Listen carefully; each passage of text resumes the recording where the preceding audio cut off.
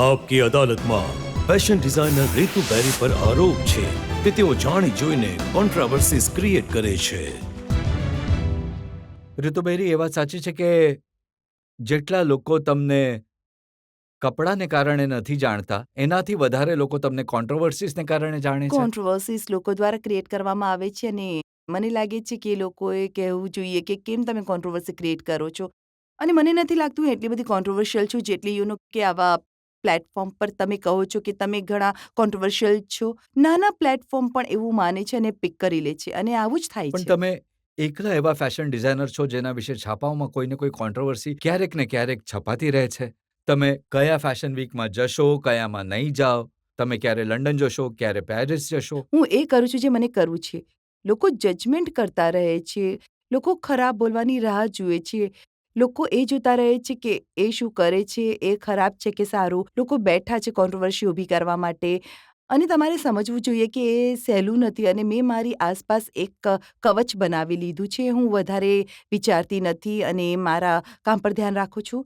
પણ આ તો લોકોનું કહેવું છે. પણ એ સાચું નથી કે તમે તમારા ફાધર સાથે પણ હોલિડે પર જાઓ તો એને લઈને કંઈક ને કંઈક છાપાઓમાં લખાય હવે છે. આ જ જુઓ ને, આને જ હું શું કહું, કોન્ટ્રોવર્સી વગર કારણે ક્રિએટ થાય છે. પણ મને લાગે છે કે એ સાચું છે. જો હું મારા પિતા સાથે ગઈ તો લોકો કહે છે કે એ હોલિડે પર ગઈ ઘરડા માણસ સાથે, જે એટલે એ જ પોતાને સમજાવી દે મેં છે. ક્યારેય નથી સાંભળ્યું કે કોઈ બીજા ફેશન ડિઝાઇનરે એ કહ્યું હોય કે રિતુ બેરીએ કમાલ કરી દીધી. એ કહે છે રિતુ બેરીએ ખબર નહીં કેવી રીતે ફિક્સ કરી લીધું. વેલ, મને લાગે છે હું મારી ફેટર્નિટી વખાણ કરે એની રાહ નથી જોતી. તે સારું કામ કરે છે અને તે એમને જે કરવું હોય છે એ કરે છે અને હું એમની પણ વસ્તુઓ ફિક્સ કરવામાં મદદ કરી શકું. તમારે બસ મારી પાસે આવવાનું છે. જો એ એટલું સહેલું હોય. પણ જે ડિઝાઇનર્સને તમે તમારા મિત્ર કહો છો એમને તો તમે કોપી કેટ કહો છો. ના, મેં તો આજ સુધી ક્યારે કોપીકેટ નથી કહ્યું. ઉલટાનું મને એ ઘણું વિચિત્ર લાગે છે કે જ્યારે ડિઝાઇનર્સ કોર્ટમાં જાય છે, એમની ડિઝાઇન કોપી થાય છે કારણ કે એ આખી દુનિયામાં થઈ રહ્યું છે. લુઈ વિટોની બેગ્સ ચાઇના જાઓ, તમે હોંગકોંગ જાઓ, બધી જગ્યાએ વેચાય છે. તમે આમ ઝઘડા નહીં કરી શકો આ કોપી કરવા પર અને મારા માટે તો એ મોટો કોમ્પ્લિમેન્ટ છે જ્યારે હું જોઉં છું કે કોઈક મારું આઉટફિટ પહેરી રહ્યું છે કે કોઈએ તો વિચાર્યું કે આ સારું છે, કોપી કરીને બનાવ્યું. મને લાગે છે કે કોપી કરવી એ હંમેશા મોટો કોમ્પ્લિમેન્ટ છે. તમારો એક ઇન્ટરવ્યૂ મારી પાસે છે જેમાં તમે કહ્યું કે ઇન્ડિયન ડિઝાઇનર્સના બધા લહેંગા જો એક લાઇનમાં ટાંગવામાં આવે, એના લેબલ હટાવી દેવામાં આવે તો કોઈ કહી નહીં શકે કે કયો કોણે ડિઝાઇન કર્યો તમે છે. નથી માનતા આ વાત?